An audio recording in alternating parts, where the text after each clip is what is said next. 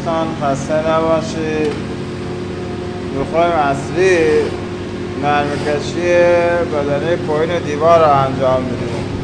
استاد هم کوین داده که اگه پشتیبانیش زیاد باشه جاذبمون بده، ولی توی گرمای گرم داره میپزه. نگاهش کنه بعد وقت به چه روزی افتاده.